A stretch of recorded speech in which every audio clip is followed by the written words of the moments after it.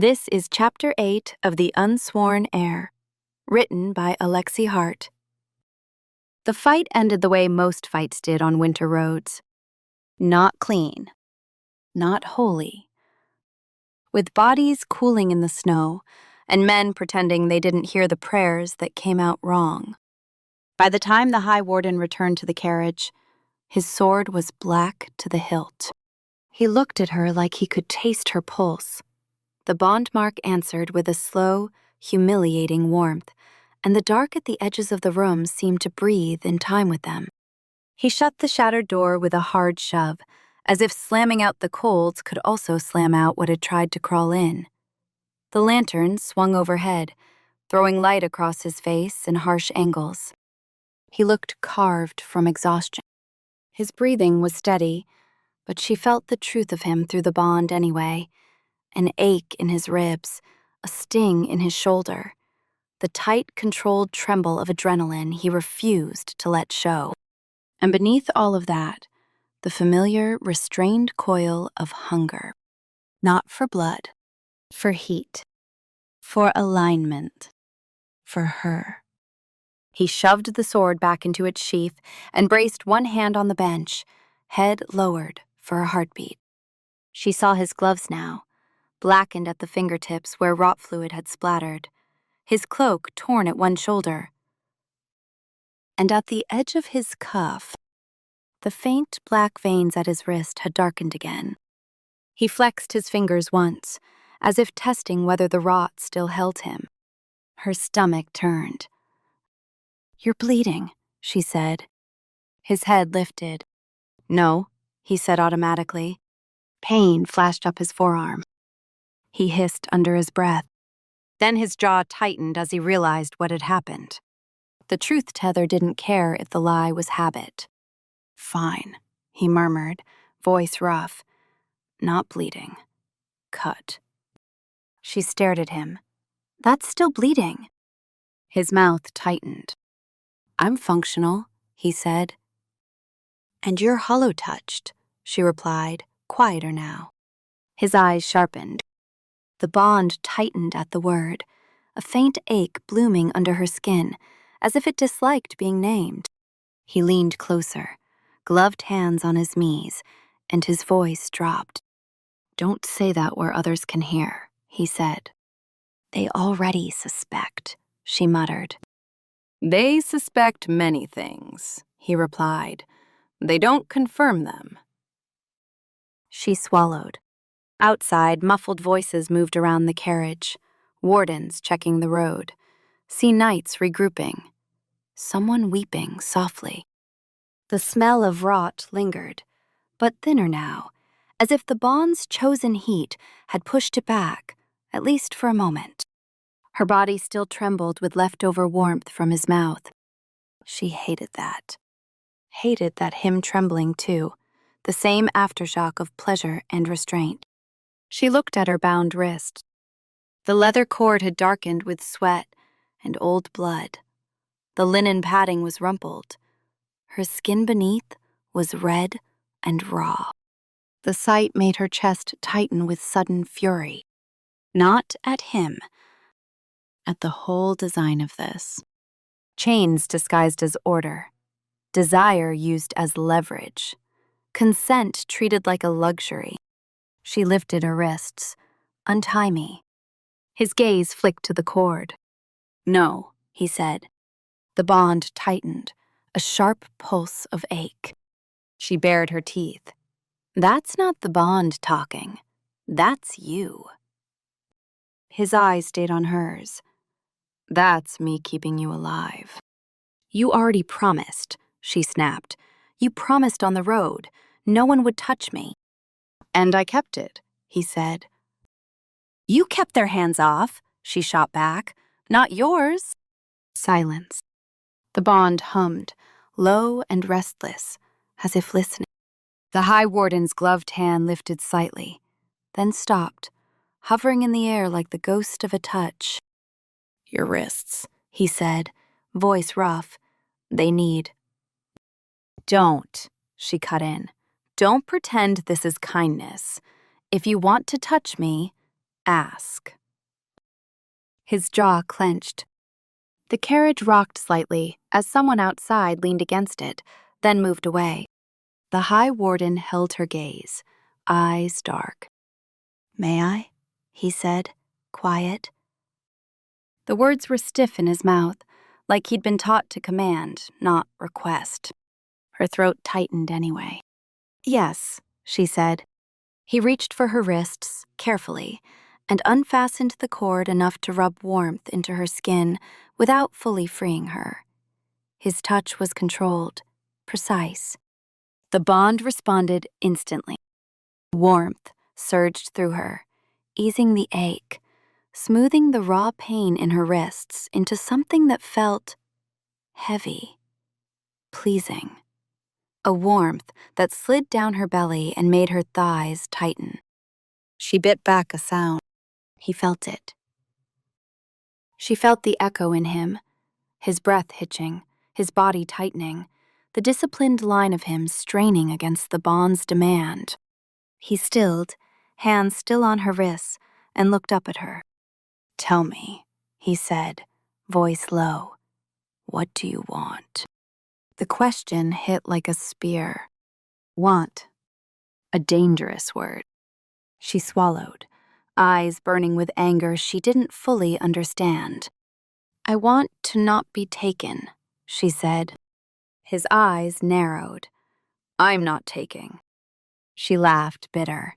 "You're binding. You're obeying orders. You're holding my leash." His hands tightened, not hurting, just anchoring. "And I asked," he said, "when I touched you. I asked because you demanded it." "That doesn't erase what came before," she whispered. His face went hard. "No." The blunt agreement made her chest tighten again. She stared at him, breath shaky. The bond hummed, hungry, as if it didn't care about history, as if it only cared about now. She hated it for that, too. "What happens next?" she asked, voice low. "The sea takes me to the cathedral. They inspect me. They decide how to cut me open and call it cleansing." His jaw set. "They won't," he said. "You already said yes in the council," she shot back. "You obeyed." Pain flashed through his chest, hers mirrored, like the bond punished them both for the truth of that. He inhaled slowly. "So did you," he murmured, "when you said yes to my touch." She froze. He wasn't accusing.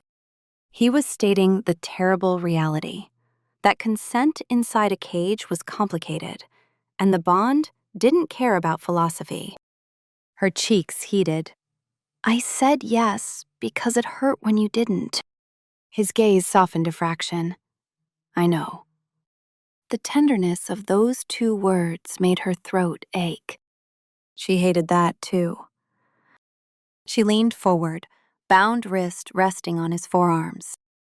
The bond tightened, then eased as the distance closed. "I need terms," she said. His eyes narrowed. "Terms." "Boundaries," she corrected. "Rules."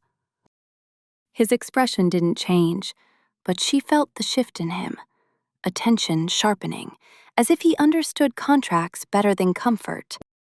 "Speak," he said. She exhaled, forcing herself to be precise, because precision was survival. "1," she said. "You ask before you touch me. Always. Even if it's for the bond. Even if you think you have the right." His gaze held hers. Agreed. The tether didn't punish him. 2, she continued. "You do not give me to the sea alone. If you take me into the cathedral, you go with me. You stay in sight." His jaw tightened. "They'll object." "Let them," she said. "If you leave me alone with them, I will use whatever heat I have left to burn the roof down." He studied her for a long moment, then nodded once. Agreed. Her heart pounded. 3, she said, voice rough. If the bond demands more than touch, if it demands intimacy, then it happens on my terms and yours, not theirs, not in front of priests, not because we're forced. Silence. The bond hummed louder at the word intimacy, as if pleased to be acknowledged. The High Warden's throat moved when he swallowed. His gaze flicked to her mouth, then back to her eyes. Agreed, he said, and his voice sounded like it cost him. Her breath shook. And 4, she said, because she needed this one most. You don't call me yours in public unless you have to. If you do, you tell me before, so I can decide what it means. His eyes narrowed. You want warning before I claim you. I want choice, she snapped, even if it's only the illusion of it. His jaw flexed. For a heartbeat, she thought he would refuse. Then he said, very quietly, agreed. The bond steadied, not because the words were magic, because they were truth. Because consent, even limited, made heat cleaner, made it less rot. She felt the difference immediately, subtle but real. The ache in her belly softened into warmth without the sharp edge of pain. The heaviness in her chest eased. The air felt less stained. The High Warden exhaled slowly. You bargain like a courtier, he murmured. She laughed, shaky. I learned from watching men like you. His eyes darkened. I'm not a courtier. No, she agreed. You're the knife they use when courtiers fail. His expression went still.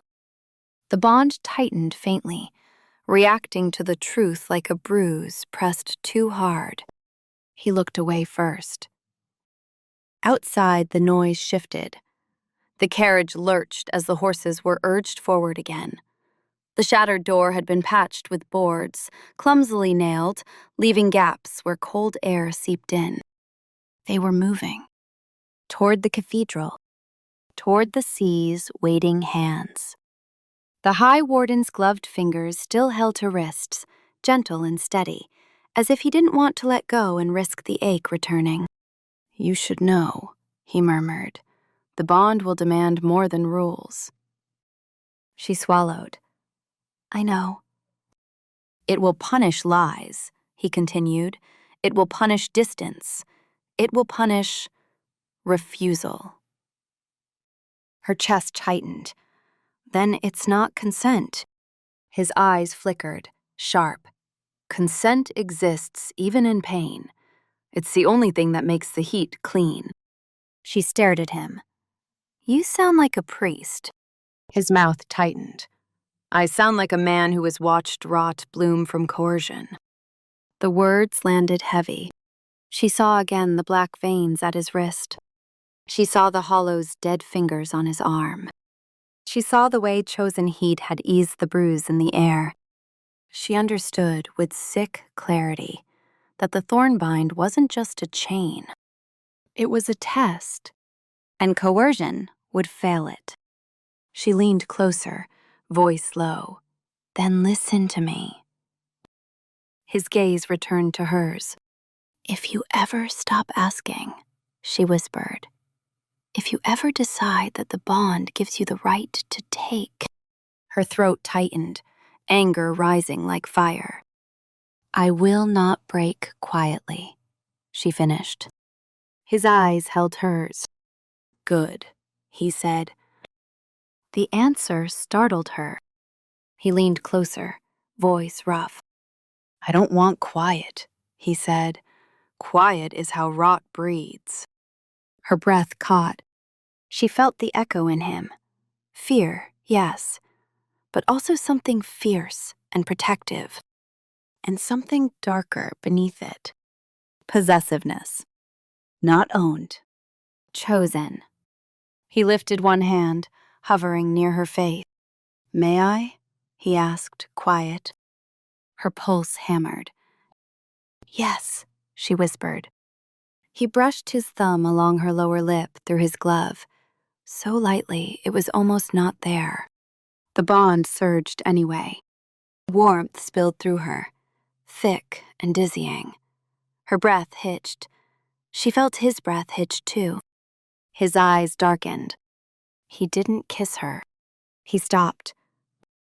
He withdrew his hand as if he were proving to both of them that asking mattered. The restraint made her ache. The ache made her angry. The anger made her want to bite him.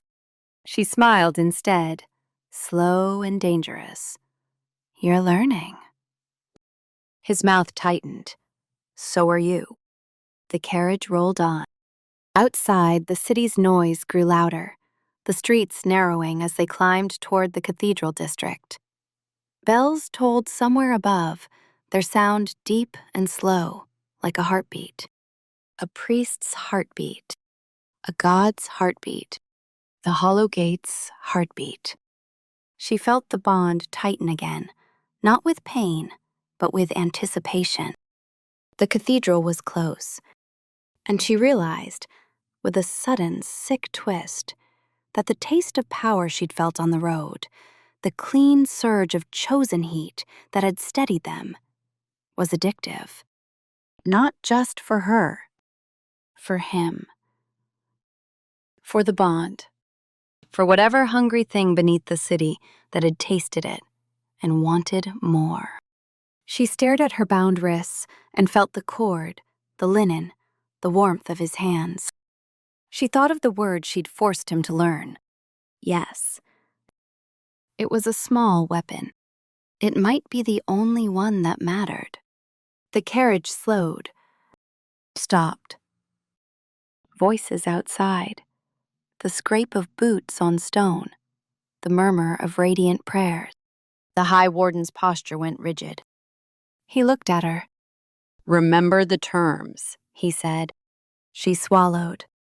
"I remember," she whispered. His eyes held hers a beat too long. Then he reached for the door latch. "May I?" he asked, quiet. The question made her throat ache with a strange, furious tenderness. "Yes," she said. As the door swung open and cathedral lights spilled in, she braced herself for saints and chains, and for the dangerous truth that the only thing standing between her and rot was the man who held her leash and still asked permission to tighten it.